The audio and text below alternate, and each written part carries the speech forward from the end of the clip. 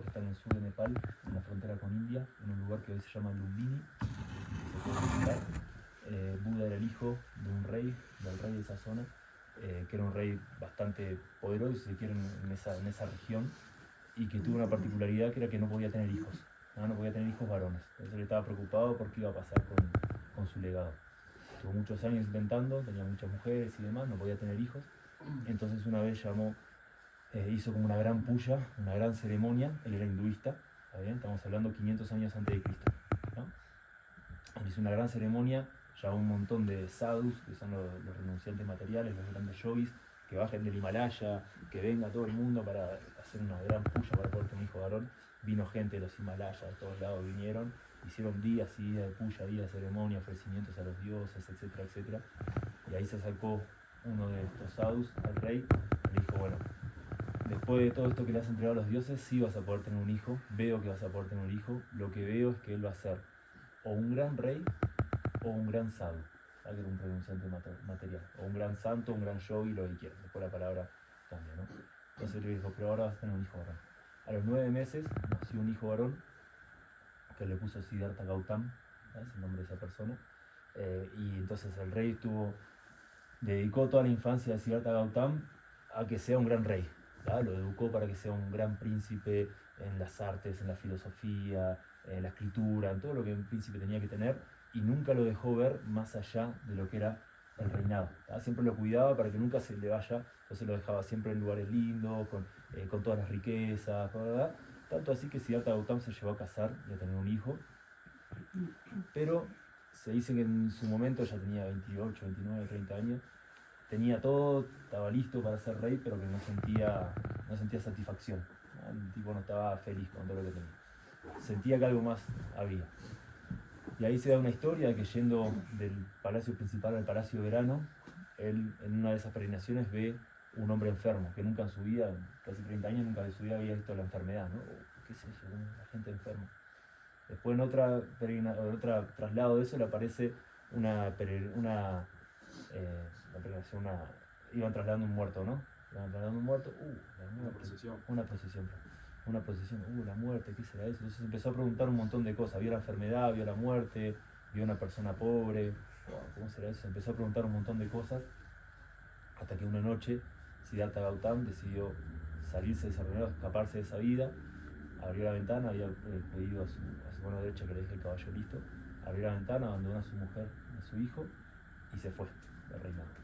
Simplemente se fue. Cruzó ahí el río que se dice y se fue rumbo a India. ¿Qué hizo lo primero? Se fue a Varanasi. Varanasi en ese momento se llamaba Benares. Era el lugar, hasta el día de hoy, donde estaban los grandes brahmanes del hinduismo, ¿no? Se fue para ahí, vio a los grandes brahmanes del hinduismo, que son sacerdotes, ¿no? Haciendo la ceremonia, todo lo que hacían para que la gente se conecte con los dioses, etcétera, etcétera. No le convenció mucho y se fue a vivir con los yogis, con los sadhus, ¿no? Entonces vivió 8 años dentro de los bosques como un yogi, ¿no? Renunció haciendo penitencia a los yogis del hinduismo, o los sadhus, que se llaman del hinduismo. Hasta el día de hoy hay 4 millones de sadhus en India. Son renunciantes materiales que viven haciendo penitencia. Penitencia como vivir desnudo en el Himalaya en el medio del hielo, hacer, no sé, no comer durante tanto tiempo. Hay uno que he conocido que levantó el brazo y no lo bajó más durante 50 años. Diferentes penitencias que en el hinduismo se cree que haciendo penitencias uno obtiene el favor de los dioses y como tal obtiene la felicidad y la salvación. Entonces Siddhartha Gautama se dedicó 8 años y hay algunas pinturas de él meditando, flaco, así raquítico, a ver si conseguía eso. Después de 8 años, no encontraba, no pensaba que esa no era la forma de. Entonces vuelve a la zona de Varanasi con un montón de preguntas hacia los brahmanes, bla, bla, bla, diciéndole que por ahí no era el camino, y una cosa a la otra. Lo echan de Varanasi y él se va a un lugar que se llama Sarnath, a 30 y tantos kilómetros de Varanasi. Y en ese momento, ya como un poco desanimado con todo lo que había vivido, todo el camino espiritual que había querido seguir, se sienta abajo de un árbol, que es famosa esa imagen, y simplemente se queda.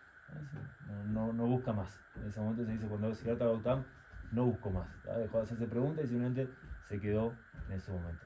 Le pasaron 3 días y después de 3 días Siddhartha Gautam encontró la iluminación. ¿Qué es encontrar la iluminación? No es flotar, no es que le salió una luz de la cabeza, simplemente encontró todas las respuestas a lo que se venía preguntando sin buscar ninguna filosofía, ¿no? Y eso fue lo que Siddhartha Gautama encontró, que ahora le voy a contar qué fue lo que encontró él. Y a partir de eso él empezó a predicar esa nueva filosofía o esa nueva idea. Predicó en Sarnath mucho tiempo, a las afueras de Varanasi. Tuvo problemas con los brahmanes también, porque él decía que para encontrar, no había que comunicarse con los dioses, sino que la felicidad estaba dentro de uno, no había que hacer ceremonias y todo lo demás, simplemente había que escuchar a uno mismo.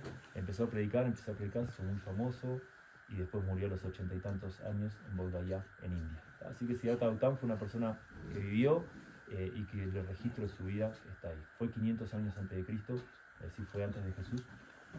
Después de esa época, el budismo se expandió mucho en India. En un momento había un rey, se lo voy a decir un poquito. Un rey importante del hinduismo se cambió al budismo, entonces el budismo avanzó mucho en India. En una época toda la zona de India, ahí se extendió a Tailandia, Myanmar, llegó a Japón y todo lo demás.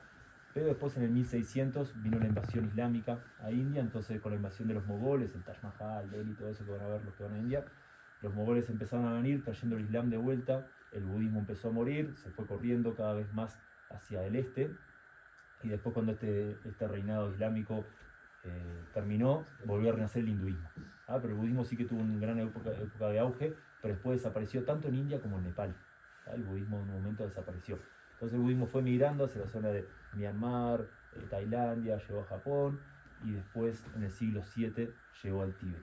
Entonces siempre ahora el budismo, no sé si siempre, pero asociamos mucho el budismo con el budismo tibetano, pero de hecho el Tíbet fue de los últimos lugares en adoptar el budismo. El Tíbet seguía otra religión que se llamaba el Bon, que es una religión más tradicional, más animista si queremos, que cree en los demonios y en las prácticas tántricas y todo lo demás. Pero en el siglo VII llegó una persona que se llamaba Padmasambhava, que era otro indio,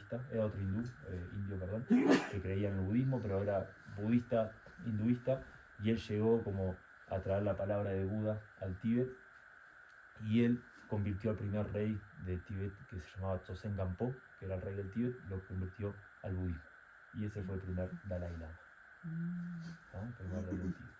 Desde ahí el budismo se extendió por todo el Tíbet, y después de ahí bajó a Nepal de vuelta, convertido en budismo tibetano.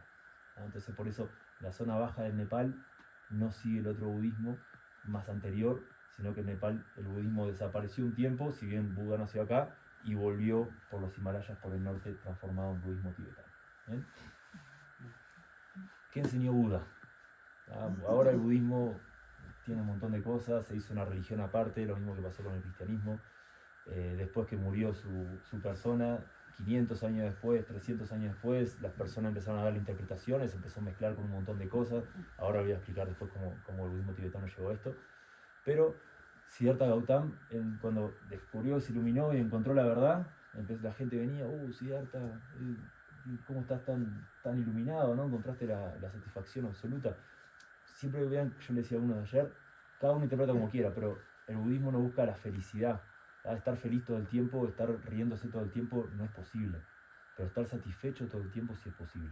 El budismo entiende que uno puede estar triste, uno puede estar feliz, uno puede estar enojado, uno puede estar lo que sea, pero si uno está satisfecho consigo mismo, nunca se va a dejar llevar por esas emociones. Va a estar feliz, pero no va a estar exultante, va a estar triste, pero no va a estar deprimido. A veces se hace un análisis, las personas a veces que son demasiado exultantes siempre tienden a la tristeza absoluta, ¿no? Entonces el budismo busca más la satisfacción como vida, que no significa estar feliz ni exultante ni riéndose todo el tiempo, ni mucho menos. Entonces Siddhartha estaba de esa manera, entonces la gente empezaba a acercarse a él y le decía, bueno, conectame con los dioses. No, sentate que te voy a enseñar algo. Ahí la gente se sentaba alrededor de él y el primero los hacía sentarse y quedarse simplemente en silencio, a veces durante horas, a veces durante días. La gente llegaba con mucha ansiedad, como siempre somos los seres humanos, y se empezaba a calmar, y después que estaban muy calmados les explicaba lo que él nombró las 4 nobles verdades.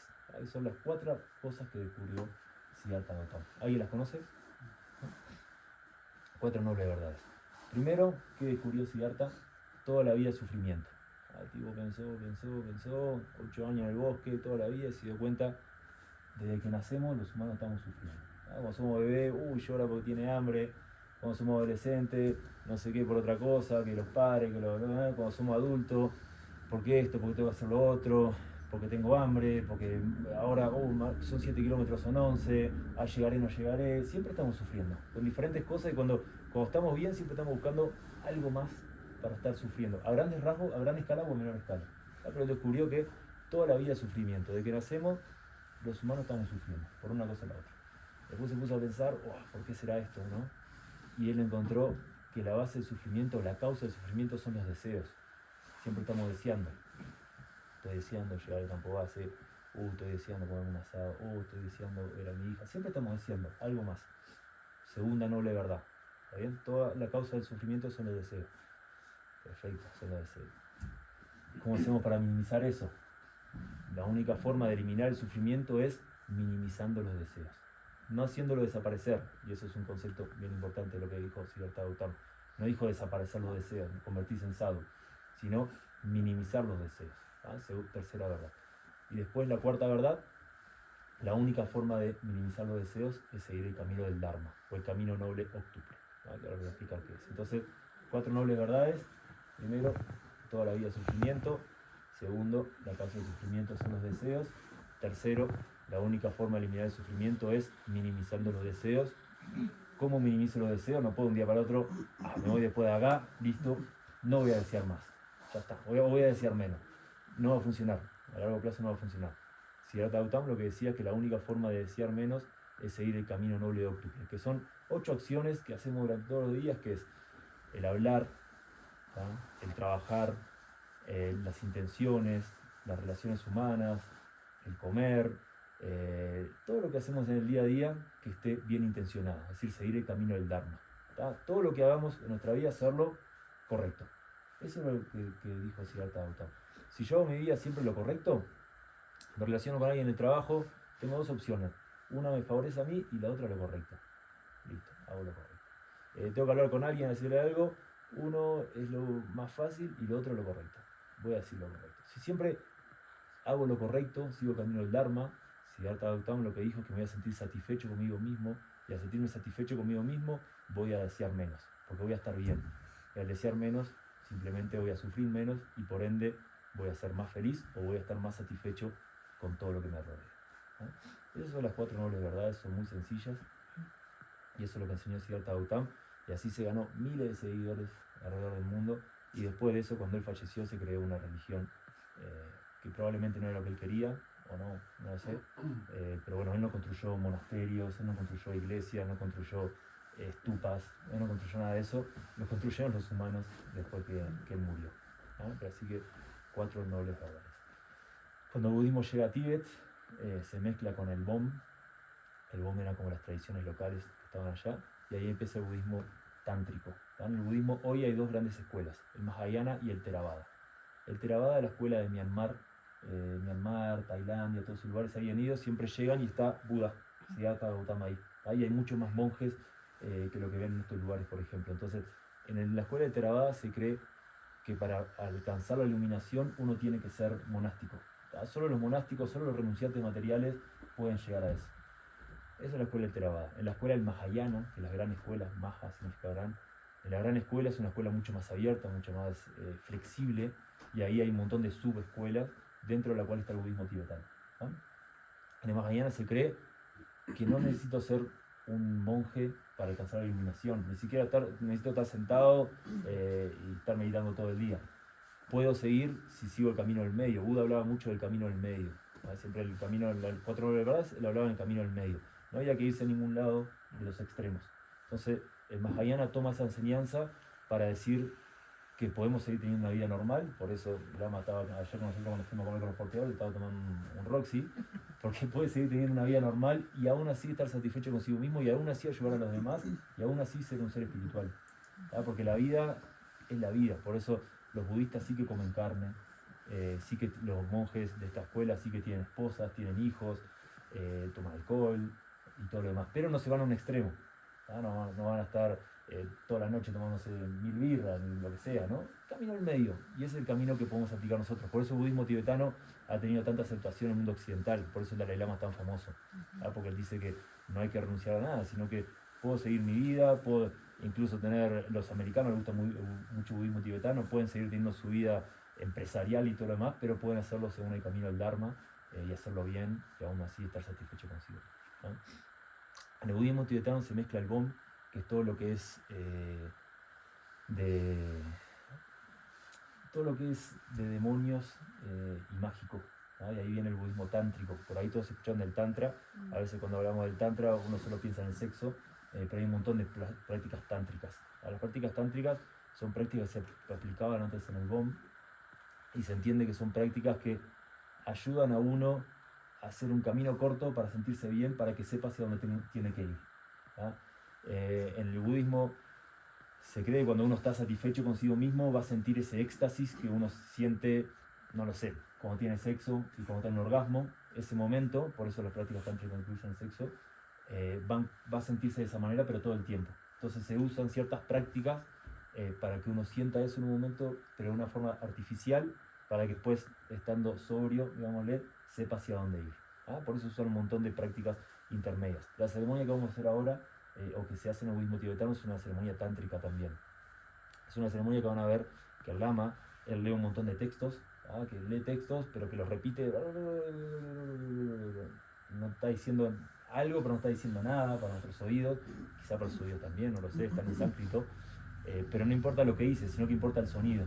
Y cada tanto va a tocar uno de esos bong, cada tanto la campanita, y a veces la corneta, y a veces tira cosas. Entonces se cree que todas esas cosas que le está haciendo son como casi artes de magia, y que si uno se concentra en esos sonidos, no tiene que entender lo que está haciendo, pero si uno se concentra en esos sonidos, va a llegar a un estado de vibración, o un estado de satisfacción, o un estado de paz, que cuando termine la ceremonia se va a terminar y va a volver, pero va a poder saber hacia dónde tiene que ir en su vida normal. Entonces, en el budismo no se hacen rezos, no, por eso este lugar no es un templo, es un monasterio. Acá la gente no viene a rezar, viene a participar de ceremonias, que las ceremonias se hacen para que podamos lograr ciertas vibraciones que hacen que uno se sienta bien, o que se sienta en paz, o que se sienta satisfecho, y que después en su vida diaria sepa hacia dónde tiene que ir. Por eso estos lugares son monasterios y no son templos. Después pueden ver, tiene un montón de imágenes alrededor del templo. En el budismo tibetano se creen los bodhisattvas. Bodhisattvas son maestros espirituales que han estado en la tierra. No se cree que solo Buda o Siddhartha Gautama alcanzó la iluminación, sino que han habido muchos maestros, y todos ellos son algunos de ellos, que se han iluminado y que se quedan en la tierra. Generalmente no se cree que las personas se iluminan y se van y se elevan y se mueren, sino que puede haber una persona iluminada, como quizá esta Guru Rinpoche puede ser, que está en la tierra y que él es nuestro gran maestro para poder guiarnos a todo lo demás. El objetivo del budismo tibetano es que todos alcancen ese grado de satisfacción. Entonces por eso ven un montón de imágenes alrededor, ven un montón de imágenes de demonios también, que son los demonios que se usan como para ahuyentar las malas energías o los malos deseos, o la tentación de salirse del camino óctuple, si se quiere. Ven un montón de textos que están allá atrás. Todos esos son textos sagrados. Muchos de los textos que se guardan en el Valle de Solokhumbu tienen 500, 600, 700 años. Cuando se dio la gran invasión del Tíbet, de China en el Tíbet, los tibetanos cruzaban el pase, como les conté, y en costumbre se dice, muchos de ellos pasaban antes por un monasterio y traían textos sagrados, y después lo dejaban en el monasterio de Tame. Y de ahí se repartían estos lugares para que se guarden. Entonces, en el Tíbet por ahí hoy no existen textos tan antiguos como existen acá. Entonces son textos sagrados. Después, en la casilla principal tienen a Padmasambhava. Padmasambhava fue la persona que llevó el budismo al Tíbet. Entonces siempre se cree que él fue como el que iluminó el Tíbet. El Tíbet estaba en la oscuridad, porque creían otras cosas, y cuando Padmasambhava llegó, fue quien iluminó al Tíbet de todas las creencias anteriores. Así que esas son un poco las creencias del budismo tibetano. El líder del budismo tibetano es el Dalai Lama. Como todos los conocen, es muy popular hoy en día. El Dalai Lama vive en India, en la zona de Ramsara, en el norte, porque es exiliado por parte de los chinos. El Dalai Lama se elige como reencarnación, eso por ahí todos lo saben porque están películas y demás. No es que se elige con votos, ni mucho menos. Cuando se muere el Dalai Lama, se cree que le deja a sus manos derechas ciertas señales de cómo va a reencarnar.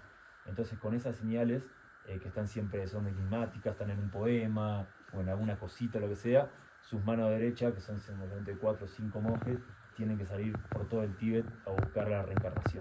Realmente esa reencarnación la encuentran en una familia pobre en el medio del campo que no tenía nada que ver, y encuentran al niño con esas señales, y después a ese niño se le hacen ciertas pruebas que tiene que reconocer objetos y te hacen preguntas de sabiduría, y ese niño las tiene, o no sé, ya ahí tenemos que creer o no, o lo que sea, y esa persona se convierte en Dalai Lama. Sí, yo escuché por ahí que una de las pruebas, está interesante, que le ponen una alfombra y le ponen un montón de juguetes, claro. Y hay un par de juguetes que son del primer Dalai Lama, Y tiene que elegir. Si toma esos juguetes, es un dato. Sí. Tiene que reconocer después también, cuando se descubrió el Dalai Lama actual, el Dalai Lama anterior había dejado un poema que decía como que lo iban a encontrar cuando el sol se esté por poner, como una casa de un color tal, con en los brazos de la madre, no sé cuánto, dejó un poema escrito de esa manera, y él se murió en una silla, sentado hacia un lugar, lo dejaron toda la noche ahí, y a la noche siguiente él estaba con la cabeza girada hacia otro lado, hacia el este. Entonces los monjes dijeron, bueno, tenemos que ir hacia el este. Y fueron con ese poema, buscaron durante 7 años. Y en un momento cuentan ese grupo de monjes que iban cabalgando, y en una casa vieron una mujer que tenía un niño en brazos, que era atardecer, que era todo, era el poema. Y entraron, y cuando entran a esa casa se disfrazan, no llegan vestidos de monjes, llegan vestidos de caminantes. Entonces llegaron vestidos de caminantes, con ropa de humilde y todo lo demás, se sentaron, la mujer les dio chan para comer y comida, y este niño, que tenía 2-3 años, que es el Dalai Lama actual, vino y enseguida se le sentó en la falda de cuál era su mano derecha, del hombre que era realmente su mano derecha, se le sentó la falda y empezó a jugar con él tenía adentro un mala escondido, y era el mala del Dalai Lama, que había fallecido, y se le decía que se lo tenía que dar, que era de él. Y ahí dijeron, bueno, es él. Y después se lo llevaron al Palacio de Potala, y ahí le hicieron todas esas pruebas hasta que descubren que era él. Pero eso cada uno puede creer. Pero lo importante, ahora que nos lleguen las 4 nobles verdades, ¿se las acuerdan? ¿Sí? Sí. Lo importante, seguir el camino del Dharma. Seguir el camino del Dharma. Son 4, es muy fácil. Después del budismo, hay libros así de budismo. Y el tantra, y los simbolismos. A mí me parece bárbaro, después ya son opciones personales. Pero Siddhartha Gautama enseñó 4 nobles verdades. Después, todo lo demás son apreciaciones humanas, conceptos de las religiones, formas de entender las cosas y formas de hacerlas cada vez más complejas para crear esto. Para crear iglesia, para crear poder y para crear alineación entre la gente, ¿no? Pero Siddhartha Gautama enseñó 4 nobles verdades. Son esas, ¿no? Es importante quedarse con eso, y también con que el Siddhartha Gautama o Buda no buscaba la felicidad, buscaba la satisfacción. Te quería preguntar, ¿la puya es una ceremonia hinduista? La puya es una ceremonia, la que vamos a hacer ahora es una ceremonia tibetana, budista tibetana. Porque yo la busqué y decía que era hinduista. Puya significa respeto. Puya significa respeto, es una ceremonia de respeto. Entonces en toda esta zona, puya es una ceremonia religiosa. Entonces viene el hinduismo. En el hinduismo se dice que todo budista es hinduista, pero no todo hinduista es budista. Eso se dice porque Siddhartha Gautama nació en una familia hinduista. El hinduismo mucho anterior a. Entonces también se toman muchas cosas del hinduismo. Por ejemplo, el nombre puya significa ceremonia. Pero la puya que vamos a hacer ahora es budista tibetana. Entonces dura más o menos media hora, en un momento se le va a hacer larga, pero la intención tampoco es, bueno, ahí arriba no puedo filmar, no tanto entender lo que está haciendo él, que igual después les puedo explicar los simbolismos, pero a lo que apunta una ceremonia budista tibetana es al sentir. Y capaz que en esa media hora sienten un momento de decir, presente, simplemente pueden salir como un poquito más satisfechos, y ese sería el objetivo de una puya budista tibetana. En un momento, cuando la puya esté por terminar, les vamos a dar una kata, le vamos a dar una kata, Krishna al chico le va a pasar una kata y un billete de 100 rupias. Entonces, ustedes van a pasar, le dan la kata al lama, el lama le va a poner la kata a ustedes, a veces le ponen un cintito rojo también, y uno deja 100 rupias. 100 rupias son para el monasterio, a veces se da siempre que uno recibe y uno da, entonces se da dinero. El lama también tiene una latita de cerveza, una latita de coca, que nosotros, ¿cómo? Es porque a los demonios se lo camino en medio que dijimos, entonces también le gustan esas cosas. Arroz, todo el mundo tiene que comer y tomar, por eso tiene ese simbolismo ahí arriba de la mesita de él. ¿Ok? Perfecto. Chao.